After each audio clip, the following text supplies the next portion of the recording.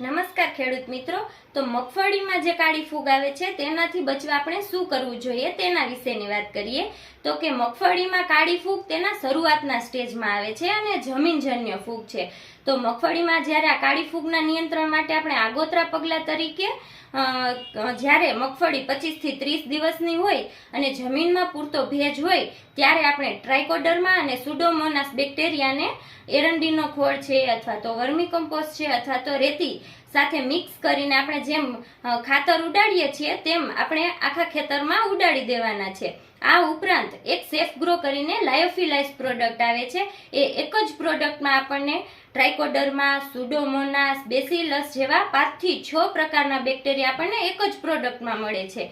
અને તેના ડોઝની વાત કરીએ તો 250 ગ્રામ પ્રતિ એકર તેનો ડોઝ છે અને તેને પણ આપણે એરંડીનો ખોળ છે, રેતી છે અથવા તો વર્મી કમ્પોસ્ટ સાથે મિક્સ કરીને આખા ખેતરમાં ઉડાડી દેવાના છે। તો આ રીતે આપણે મગફળીમાં જે કાળી ફૂગ આવે છે તેનું નિયંત્રણ કરી શકીએ છીએ।